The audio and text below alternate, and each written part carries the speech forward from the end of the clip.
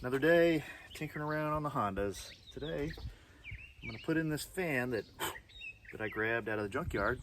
So before we go pulling the other fan out, let's not waste our time. Let's test this one out first. Sounds good to me. So there's the fan. It's like a lot of Hondas, it's not in the most convenient place. I bought this tool because of this inconvenience. This is a right angle screwdriver. So it's like a ratchet, but it's got a screwdriver bit that goes in it. Just about any bit that'll fit that. I think that's a 1/4 inch drive. I don't know. Let's see how it works. I've never used one of these before.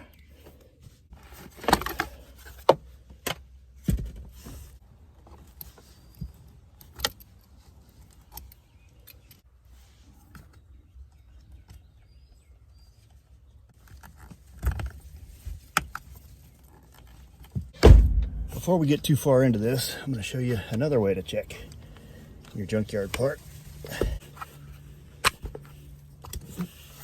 And that is to simply pull this plug and plug your junkyard fan in, and we'll fire it up and see what happens.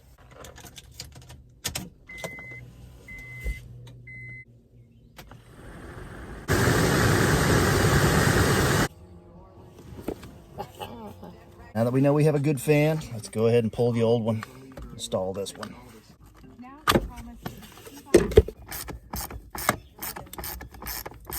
So to answer the question of, does the 45 degree, 90 degree ratcheting 1/4 inch screwdriver make this job easier?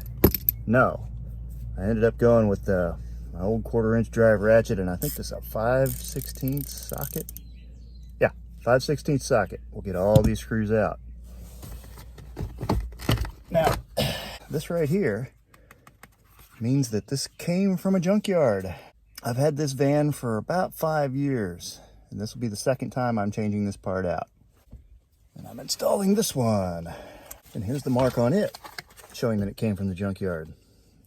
These orange paint markers are usually what's used by the junkyard to show that it came from a junkyard. This being the marvelous bit of Honda engineering that it is, you just put the fan up in the hole and then turn it.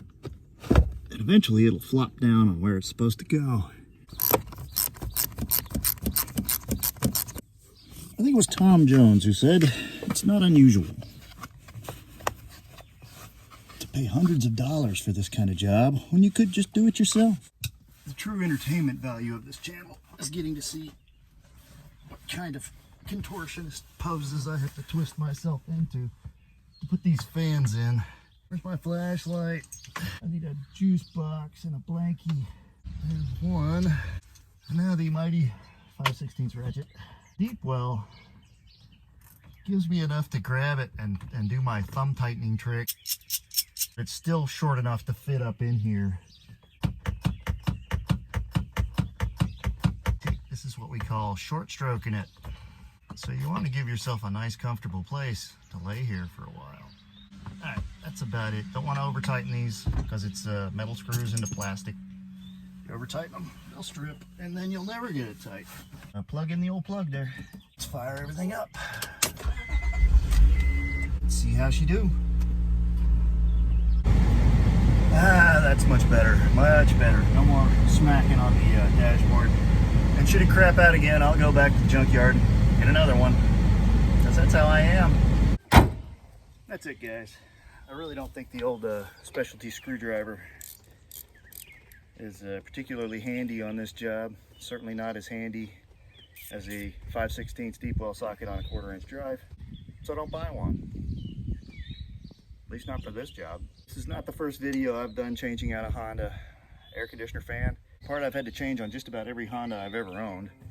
If you have a Honda, you'll probably end up having one go out, and instead of paying Honda to fix it, go to the junkyard, get the fan out, fix it yourself. The fan that is in this 2004 Honda Odyssey came out of a 2005 Honda Pilot. However, it will not go in my Honda Element. That has a different kind of plug on it because it has a different kind of air conditioning system. It needs a different motor.